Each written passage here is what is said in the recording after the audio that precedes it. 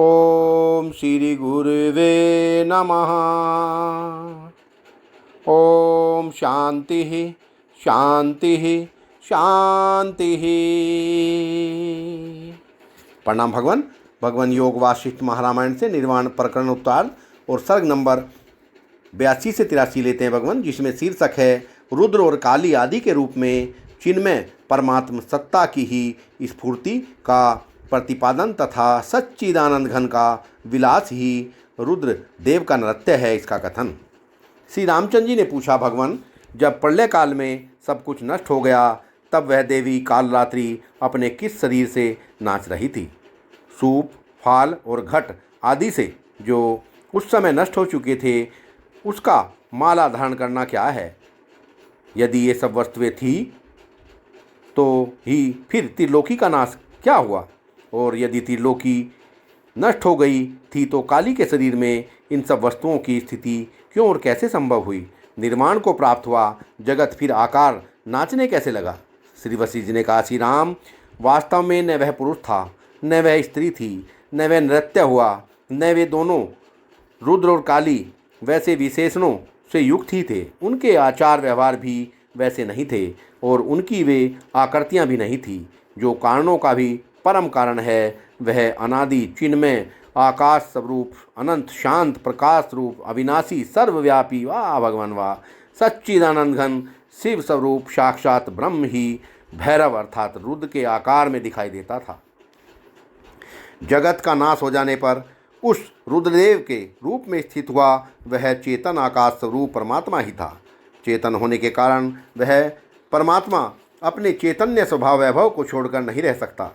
जैसे स्वर्ण कटक कुंडल आदि के रूप में भी अवस्थित होता है, वह उन आकृतियों का सर्वथा त्याग करके नहीं रहता, उसी प्रकार परमात्मा भी लीला के लिए उमा महेश्वर आदि सद गुण सगुण रूप धारण करता ही है। वह अपने लीला स्वभाव को सर्वथा छोड़ नहीं सकता।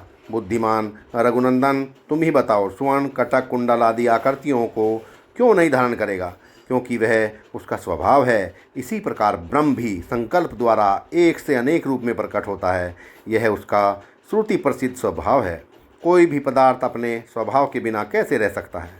रघुनंदन जन्म मरण माया मोह मंदता अवस्तुता वस्तुता विवेक बंधन मोक्ष शुभ अशुभ विद्या अविद्या निराकर्ता साकर्ता क्षणकाल दीर्घकाल सत असत सद्भाव मूर्खता पांडित्य देश काल क्रिया द्रव्य कलना केली कल्पना रूप आदि विषयों का बाह्य इंद्रियों द्वारा ग्रहण, उन्हीं विषयों का मन के द्वारा चिंतन, ज्ञानेन्द्रियाँ कर्मेंद्रियाँ तेज जल वायु आकाश तथा पृथ्वी आदि के रूप में जो यह दृश्य प्रपंच फैला हुआ है, यह सब शुद्ध निरामय चेतन आकाश रूप परमात्मा ही है।